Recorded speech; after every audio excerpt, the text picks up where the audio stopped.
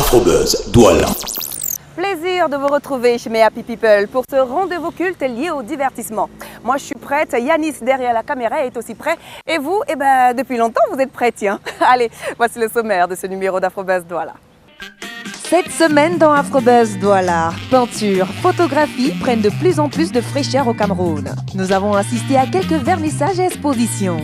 Ensuite, tête à tête avec le Mollard de Bouamangar dans le film Le Blanc des Yengar, le jeune acteur, réalisateur, producteur de cinéma Thierry Tamal. Afrobuzz Douala. De plus en plus, la peinture et la photographie prennent une place importante dans le cœur des férus d'art plastique. Et c'est sans se faire prier que ces artistes s'en donnent à cœur joie à la présentation de leurs œuvres, mettant en lumière notre société d'une manière et d'une autre. Certains artistes pour laisser libre cours à l'imagination d'autrui et pour d'autres pour être des spectateurs, des rapporteurs du travail d'être humain à la construction de notre société.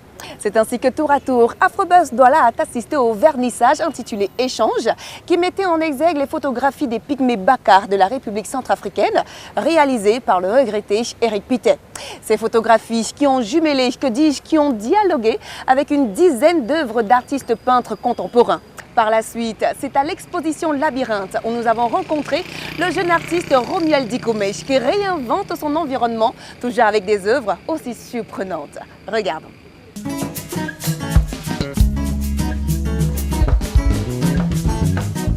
Kulia sarabira walina sese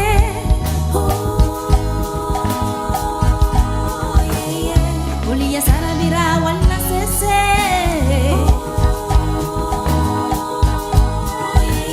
Sirira ke dameni pepe na yakodoro tilona dirao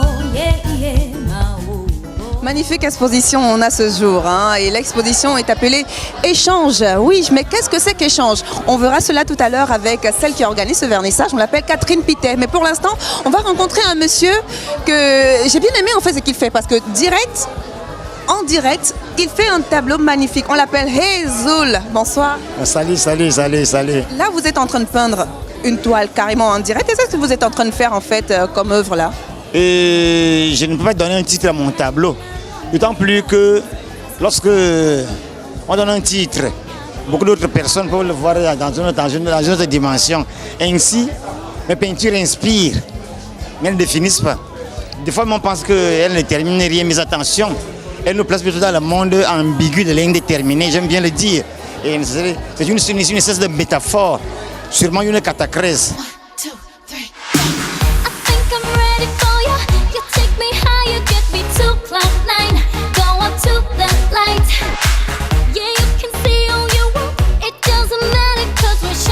Alors, le thème c'est échange. Pourquoi échange justement? Échange pourquoi? Parce qu'en fait, ce que vous voyez, c'est que il y avait un échange. Les pygmées apprenaient aussi à mon mari comment faire le feu sans le feu. Cette exposition, je l'ai faite. En fait, j'ai retrouvé les archives, les photos d'archives de mon époux.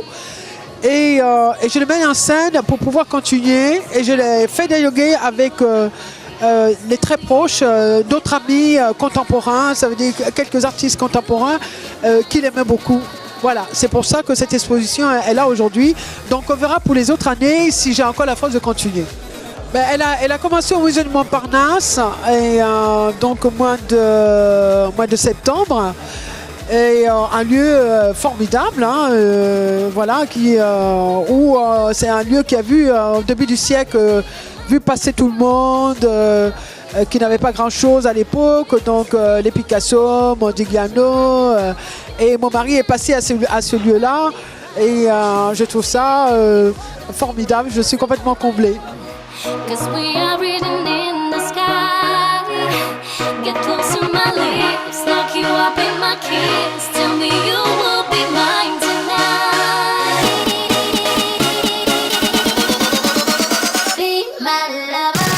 À regarder les œuvres de ces artistes africains qui ont exposé. Quel est votre regard justement par rapport à cela? C'est comme la variété dont on parlait tout à l'heure. Il y a le regard de la vie populaire qui est un atout du continent africain. Il y a une vraie réalité populaire. Alors que chez nous, il y a les classes moyennes, mais qui sont des employés de bureau. Là, il y a une vie de tous les jours. Et là, on la sent. sans nostalgie, c'est vivant, c'est actuel. Et puis il y a aussi le désir d'inventer une Afrique, l'habiter autrement, ne pas s'enfermer dans l'Afrique pour les artistes.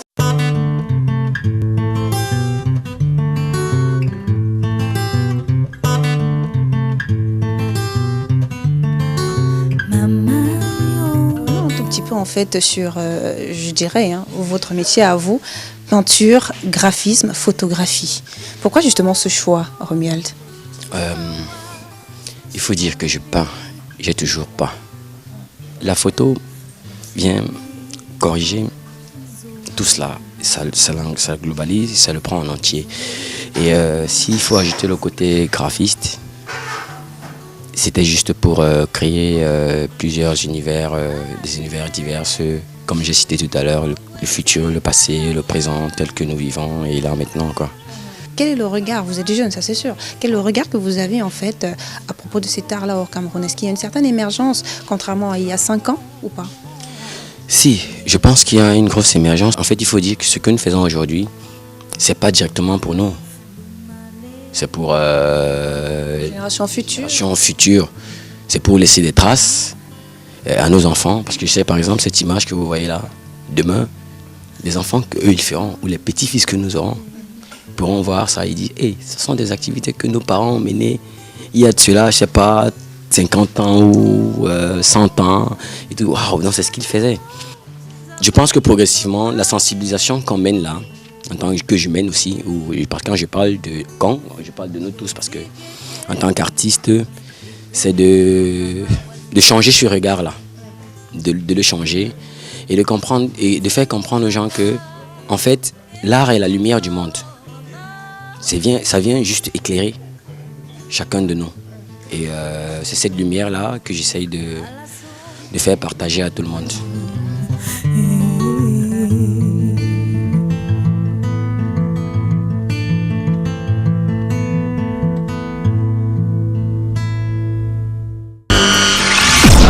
Afrobuzz, Douala. Le cinéma au prix d'une bière, telle est la conception et la vision du jeune cinéaste Thierry Ntamak, acteur et producteur du film Sur la route d'un ange, ou encore du film qui est devenu notre fierté nationale, Le Blanc d'Eyenga. Nous l'avons rencontré lors d'une séance de travail pour la préparation du Blanc d'Eyenga 2 avec son équipe. Regardons. Je dis, les blancs là sont même comment? Une laide chose qui n'avait que la peau sur les os. Alors qu'il y a les nous autres comme ça. Ça faut me regarder un peu le matériel. Voilà, là nous sommes avec, je dirais un homme pas comme les autres, hein, bien que c'est un pote à moi. Lui, c'est en fait le promoteur du Un cinéma au prix d'une bière. Oui. Acteur, réalisateur, oui. Producteur. Non mais Thierry, attends, tout ça pour toi? Tout ça pour moi.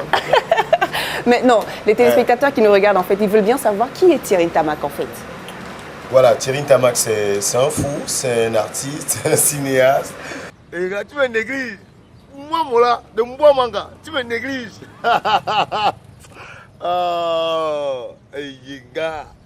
On te connaît particulièrement à travers ce film-là, Un Blanc d'Eyenga. Parle-nous un tout petit peu comment s'est déroulée la production, la réalisation de ce film. Mais très complexe, très complexe. Je sortais de Sur la route d'un ange, oui, alors, qui était un beau film, et effectivement, financièrement, il fallait encore chercher des sous pour faire Le Blanc d'Eyenga.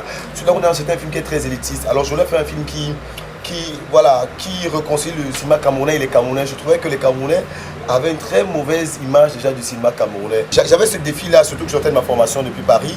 Je dis bon, maintenant ça fait 3 ans, je n'ai pas tourné un film, on m'a plus vu au Cameroun, j'étais en formation. Je voulais faire un truc coup de poing. Personne n'est payé dans Le Blanc d'Eyenga, personne n'a un cachet professionnel, comédien ou technicien. Mais c'est le défi et le résultat, il est là. J'ai eu la chance d'avoir une équipe vraiment incroyable, d'une humilité. La comédienne principale, je ne vous dis pas, le chef décorateur, la maquilleuse. J'ai eu une équipe qui s'est sacrifiée, c'est eux qui font ma force. Jean-François, tu n'aurais pas un autre frère là-bas qui cherchait une femme? Va là-bas. Ça a tellement jasé au Cameroun, ça a tellement jasé en Afrique, au point justement on en parlait, tu as été récompensé, du moins le film a été récompensé au FESPACO. Voilà justement, alors Nous sommes dans la voie de réalisation de l'acte 2, c'est-à-dire le blanc des Yenga, acte 2. Oui. Où est-ce que vous en êtes en fait aujourd'hui? Le film a plu aux gens, peu importe leur tribu, leur origine ethnique, leur classe sociale, grand ou petit. Tout le monde se sent concerné. Tout le monde se sent concerné, tout le monde a rigolé. Moi je me suis endetté pour faire le 1. Oui. On lutte contre la piraterie, c'est pas évident.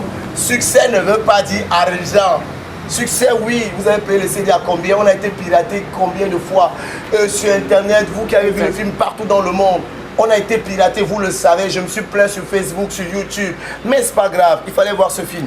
Maintenant, on prépare le 2, Laura. Oui.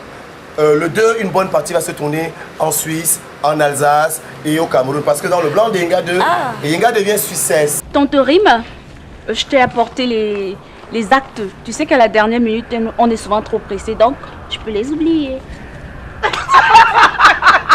Et là, maintenant, on est en train de collecter des fonds pour pouvoir tourner le blanc des Yenga, acte 2. Et comment ça se passe, justement? Ben, ça se passe qu'on a commencé par les cahiers. On a fait les cahiers le blanc de Yenga. Pour la rentrée scolaire. Pour la rentrée scolaire. Parce que le film coûte cher, il faut 49 millions de francs CFA. Moi, je vous l'ai dit carrément. Ouais. On a vendu des cahiers, mais on est par exemple d'affaires, on a vendu le peu qu'on a pu vendre. On a demandé des transferts d'argent, des transferts de 500 pour que ici au Cameroun, on appelle ça le call box. On appelle ça le call box. Envoyer juste un transfert de 500, ça aide nous. Maintenant, on prépare un gala de charité. Donc, c'est un gala de charité où, voilà, on propose aux gens de venir contribuer. Pas avec 500 francs. Vous êtes d'accord avec moi, c'est quand même un gala de charité. Hein? C'est un peu comme un téléthon en fait. C'est une forme de téléthon. Oui. Ouais, dire, il y aura des tombola. On espère collecter une somme importante. Tout ce que nous proposons, c'est que ceux qui nous soutiennent maintenant pour le blanc des Yenga 2, eh bien, vous êtes les premiers à voir le film. Vous venez gratuitement en couple voir à l'avant-première pour la Saint-Valentin. D'une année, quelle année? Non, la Saint-Valentin 2014 qui arrive. Ah, parce que la réalisation a déjà commencé. Parce que ce sera une opération coup de poing, c'est une production internationale. Oui. Gou risque de jouer à l'intérieur. C'est le public en fait qui est le producteur, c'est le public qui est le consommateur. Alors aidons à lever le cinéma camerounais. Oui, carrément. Et puis je tiens à supposer qu'on aura beaucoup de grosses stars qui viendront chanter gratuitement. Oui. Notamment la guest star, c'est X Maléa. Oui. Nous avons aussi Carlos K, Andy, Armand Billard. Ils sont nombreux, ils sont tellement nombreux. Des as comme Tatani Anzoé qui viendra. Tous ces gens, ils ont aimé le film. Maintenant, tu te tapes mon mari sur mon dos. Tu n'as pas honte? Hé, mademoiselle, je vous rappelle que c'est vous qui l'avez jeté à la rue. Et moi, je l'ai ramassé et redonné goût à la vie pendant que tu t'envoyais en l'air avec ton sangoku de moniteur. Hé, pardon, ne me mêlez pas à vos saletés, tu entends, hein? Je finis par le devoir de mémoire. Les Camerounais ne savent pas qu'il y a beaucoup de grands cinéastes camerounais qui ont fait des choses. Exact. Comme dit Kong Epipa, qui est la plus grande récompense internationale que le Cameroun puisse avoir, le FESPACO. Il y a plusieurs récompenses, dit Kong Epipa. Il y a Daniel Kamwa qui a fait des grandes choses dans ce pays avec Poussous. Il n'est pas connu. Il y a Maman Hélène qui en a rendu hommage. Elle n'est pas. Et Sola est clochardisée dans la rue. Et Sola est clochardisée. Est-ce qu'on veut évoluer comme ça? Le revenant, le mec qui joue le revenant, il est amputé d'une jambe en train de mourir actuellement dans un hôpital. Et on n'est même pas au courant, certaines personnes. Et les gens ne sont pas. Donc j'invite aussi les médias à vraiment, alors merci pour ce que Vox Afrique a fait. J'invite les médias à s'intéresser aussi aux gens, voilà, qui ont fait des choses pour le pays, qui ont donné de leur vie, de leur sang. Et nous, dans nos galas de charité, on va faire un hommage à tous ces gens-là qui ont fait des choses et qui ne sont pas reconnus. Voilà, merci Thierry Ntamak. Et on se retrouve à la sortie du Blanc et Yenga 2. Inch'Allah, que Dieu t'entendra. Afrobuzz, Douala. Oh là là, qu'est-ce qu'on a hâte de voir la suite du film Le Blanc des Yenga. Et ça va le faire grâce à vous, chers téléspectateurs. Afrobuzz, voilà, c'est tout pour aujourd'hui. Et d'ailleurs, nous sommes juste à côté du monument de Gustave Nachtigal. Avant donc de se séparer, chers téléspectateurs, on va envoyer toutes nos félicitations et nos vœux les meilleurs à deux couples. Le premier couple, c'est le couple Kamdem, Plamiel et Guy Amiel Kamdem. Félicitations à vous, mes chers. Et le deuxième couple, eh ben, c'est le couple Tembiwa. Oui, chers François Xavier et Anita Tembiwa. Beaucoup de bonheur à vous, mes chers amoureux. Allez, chers téléspectateurs, on se retrouve donc la semaine prochaine et comme d'habitude, prenez soin de vous et de vos villes. Kisou, kisou. C'est libre cours à l'Allemagne. Ma bouche colle. On a tellement hâte de voir. Voilà. Je suis troublée là. I am troublée. Oh. Afrobuzz, Douala.